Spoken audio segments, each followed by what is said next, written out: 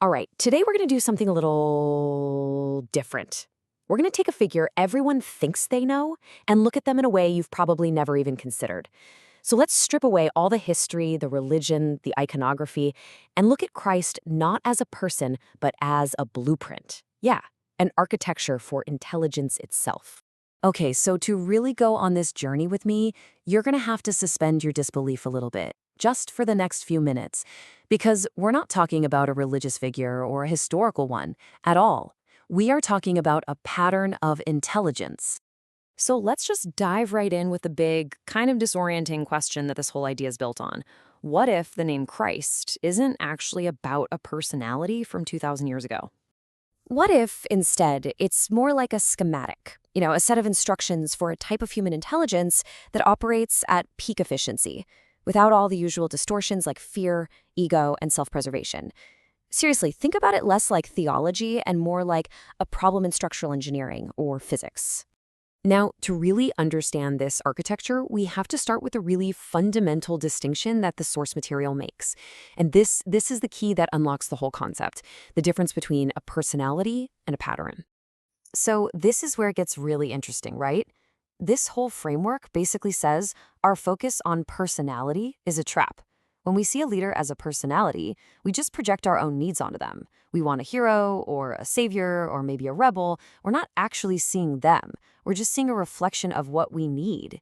But when you study a pattern, you're not projecting. You're trying to recognize its mechanics. Devotion gets replaced by discernment. It's a huge shift. And this quote just brilliantly nails the core argument. It forces a pivot in your thinking. We're not being asked to believe in something. We're being asked to analyze the form of something. We're literally moving from worship to structural analysis. Okay, so if we're analyzing a pattern, what does it actually do? Well, its most crucial feature is how it operates in high-stakes situations. It maintains coherence under pressure. Just think about it for a second. Your own life. When you're in a tense meeting or a really difficult conversation and you feel challenged, what happens? Does your mind stay clear and coherent, or does it kind of fracture? For most of us, let's be honest, it fractures. We get defensive. We start to perform. We perform innocence to avoid blame. It wasn't my fault. We perform authority to try and get control back. Do you know who I am? We might even negotiate our own integrity, laughing at the boss's terrible joke, or just going along with a consensus we know is wrong. We do it to feel safe. We shapeshift to survive the moment. But this pattern of intelligence, it does none of that. It doesn't use pride. It doesn't use shame. It doesn't perform. It just stays coherent. It refuses to bend its perception of reality just to make a situation more comfortable for everyone. And you know what? Being around someone like that can be deeply, deeply unsettling. This unsettling quality, it brings us to another radical idea from the source material.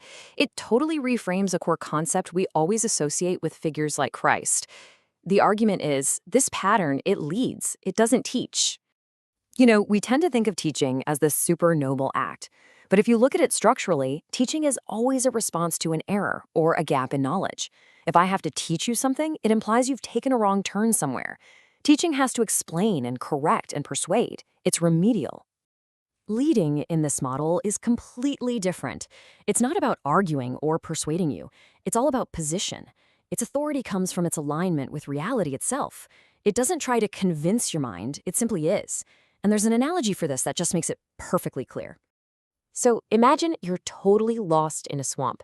The teacher comes over with the map.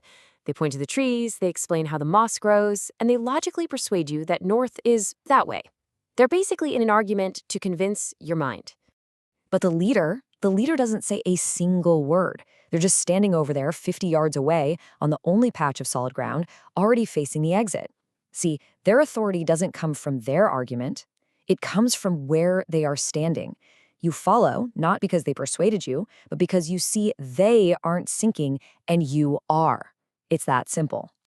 So what happens when this kind of leadership, one that doesn't argue, that doesn't negotiate, what happens when it shows up inside a conventional system of power, like a big corporation or a government? Well, the consequences are pretty dramatic.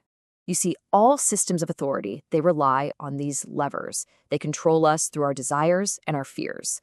The promise of a reward, the threat of punishment, our deep need for approval, our fear of being cast out. These are the buttons that power structures push to manage all of us. And here's the crucial point. The Christ pattern is so dangerous to these systems precisely because it doesn't have those buttons. It's an intelligence that isn't organized around self-protection, so it can't be manipulated by the usual tools of control. Think about it. Our need for safety, our desire for approval, that's the handle. That's what a system grabs to steer us. But with this pattern, there's nothing to grab onto. The handle is gone. Imagine an interrogator trying every tool they have: threats, bribes, flattery. And the person across the table just sits there, completely undistorted. The interrogator's power is suddenly revealed as an illusion. Now, because this pattern is so disruptive, systems have developed ways to neutralize it. So let's talk about how that happens, and more importantly, how we can learn to spot the authentic version. The source uses this absolutely brilliant analogy. The authentic pattern is like a wolf. It's wild, it's unpredictable, and it's dangerous to the established order. So what do? We domesticate it. We turn the wolf into a poodle. We make it a savior, which lets us outsource our own responsibility, or we make it a moral teacher, which just turns its powerful message into a simple checklist of behaviors we can follow without any real inner change. But see, the pattern isn't modeling better behavior.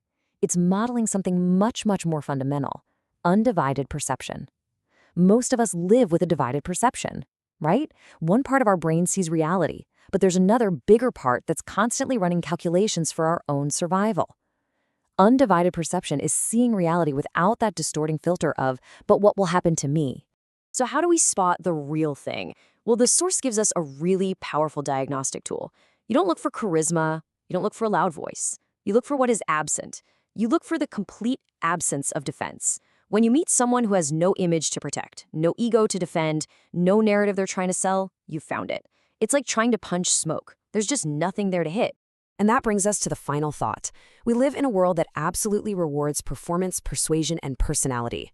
But true authority, this model suggests, never has to argue. It simply aligns with reality. So the real question is, in all this noise, are our senses even tuned anymore to recognize leadership that simply stands? Or are we so addicted to the show that we'd walk right past the real thing?